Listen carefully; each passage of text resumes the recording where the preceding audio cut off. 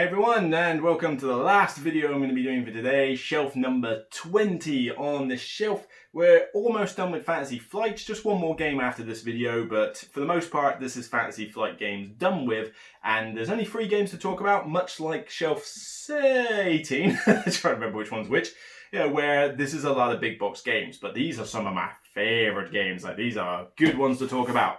Let's start off small. Citadels! Yes, we know the Eric Summerer gag with this. I think it's getting old now, but this one is still great. I mean, it's hard to tell which one I prefer from this and Mission Red Planet. I think Mission Red Planet overall, but this one is still closely followed behind. This is what started it all, and I think this is one of the first modern games I played. I didn't even realise it. I thought it was an older game, but I played it during university when I was more into Magic the Gathering and RPGs. But I didn't really know what board games had done at that point. And this would have been early 2000s, mid 2000s, I think, when I went, what am I, 36 now. So 15 years ago would have been that. So yeah, I mean, around that sort of time. But Citadels in its original form, and in this form, this expanded form, still love it. The quintessential role selection game where you've got the hand of cards, each with a character and a special power. You select it in a draft phase that's done secretly, and you try to build a district, build a city of districts with different values, different abilities, or different colors. But the idea is to try and fool others as to which character you're taking so that you don't get assassinated or stolen from, but also grab the character that's going to help you build quicker. It's just very simple rules, and with this new funky addition, you've got tarot-sized cards, you've got streamlined rules, you've got 3 sets of characters to choose from. It's like, this bumper set is the one to get if you're going to get Citadels. It's just such a comprehensive addition, and still isn't even that big a box. Take note, Traintopia. A few other games where it's like so much box for so little content. This is a lot of content for a little box. Woo. Big games now. Ooh. Lord of the Rings. I love Lord of the Rings as a movie series. I loved it as as computer games. Sort of like it as the book. I have listened to the book. I have listened to the Lord of the Rings books in audio form. A little bit too much of a musical for my liking compared to the movies. I'm glad it didn't go down that route. But with this, Lord of the Rings Journeys in Middle-earth. Move aside Gloomhaven. I don't need your puzzle games. I need a thematic, story-driven experience. And this and my next one do that for me in spades. Lord of the Rings Journeys in Middle-earth has the app. Again, apps are brilliant to bring into games. Use it more often, people. And with this, you've got now a solid campaign and a DLC campaign, for like 6-7 quid, you can buy an entire 8 to 12 hour campaign. That's pretty good value. And we're getting a cool expansion soon where I can now control Gandalf and a few other heroes. But with this, it's got 2 types of maps. You've got the progression map where the tiles expand out and you explore the land and check out these unique sites, find out little clues, kill enemies. But then you've also got the battle map where it's kind of like an arena setting where you've got to fight to your heart's content. The battle map, I would admit, is probably the weaker element of the game where, those battle maps are kind of a little bit abstracted.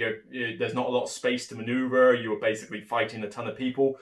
But the progression maps are really good in this. I mean, they're expansive. There's a lot of theme in there, a lot of story. The ambient music on the app, it handles the bookkeeping so well, so you can just pick up and play this game pretty much, and it will teach you what you need to do. Solid game all round. Love it. Cannot wait for the whatever, I forget what it's called, but Moria expansion. It might as well be called, because that's going to give me a new campaign, new characters, new stuff to try, new monsters. Spiders in there as well. There's not too many spider enemies, but yeah, cannot wait for that expansion. This one I've been playing through recently, actually, during the isolation period, and it's still a solid one for me. I feel that this one needs more love, even though it does get quite a bit of love. Whew. And continuing the app-driven campaign thing, we basically got the one that came before it. Yes, you could almost consider Lord of the Rings a sequel game, but this one is still different from how it plays. It plays fundamentally different from Lord of the Rings, even though they both use an app to help with the bookkeeping. But the Mansions of Madness 2nd edition, forget the 1st edition, too long, too weird, too broken. This one does it nicely. You've got your classic situation of investigators go into some location and, investigate the weird stuff happening, and you've got to solve the mystery. But With this, you've got lots of different scenarios. I mean, you've got carnivals, you've got an airship like Murder on the Orient Express style setting, you've got one that spans through time and space across multiple locations, you've got the haunted house classic. There's a lot of different scenarios in here. You've even got like outside elements as well, like a Cult in the Woods. It's just so good, but it's so easy to play because you just set up the initial stuff and then the app takes you through everything. Pick your investigators. Here's their items. Here's the map. And now let's tell the story. You do have to kind of rush through it a little bit, which is a little bit of a pain. I wish it was a little bit easier to sort of just like progress at your own pace. Lord of the Rings has done something similar with adventure mode, but this is still really good fun. In fact, I would like to play this again at some point this weekend, actually. I might have to think about that maybe even tonight.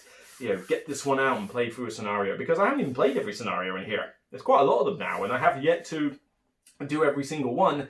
Maybe one of the DLC ones, that'd be a good one. I don't know. But yeah, still love this one. This has been in my top 10 for a while. Lord of the Rings, I think it was 11 last year, possibly something like that. Both could easily be top 10 games. I really do enjoy these thematic, act-driven adventure games where the game is simplistic enough and doesn't take like ridiculous amounts of time to set up. But, well, Lord of the Rings doesn't take that long to play. This one takes a bit longer to play, particularly certain scenarios, but never to like Gloomhaven lengths. Yeah, but it just feels more like a thematic story, not a puzzle game, and this is the kind of thing I love.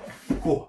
Mansions of Madness, let's get those ones back to their backs, because I know people like to show the backs of games, so whoop. Mansions of Madness, so here we've got the miniatures, the app. You can't see a huge amount on the back because it's mostly telling you the story, but you've got that giant Cthulhu Elder one there, as well as the map tiles. It's a solid game all round, even though the bases are a little bit of a production issue, but it's a minor quibble. And Lord of the Rings, Journeys to Middle-earth, both have got inserts I think now, but here, the colourful map tiles, there's a big ogre, Aragorn Gimli, Bilbo Baggins. The app as well makes a big deal about the app, but it's just really good. I mean, these two I pretty much only play solo. I've played Mansions of Madness a couple of times multiplayer, but Lord of the Rings I haven't played multiplayer yet. Both of these games I have played solo, and I love them as solo games. So, yeah, that's all the shelf videos I think I'll do for today. That's 4. Need a drink.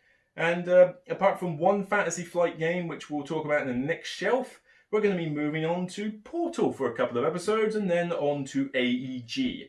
It's not deliberately by alphabetical order. No, well, Portal and AEG, of course it's not alphabetical order what we're talking about. But yeah, these publisher ones should start being more kind of 1 or 2 shelves per publisher now. It's just FFG has a lot of games I like, and just a lot of games in general. But the rest of them should be pretty condensed. So, I'll see you then. I better get on with editing these 4 for your pleasure this week, and I'll see you soon. Take care, stay safe, and pray that we'll be able to get some people around for games at some point. I really just want to invite people around for games and drink. Is that so much to ask?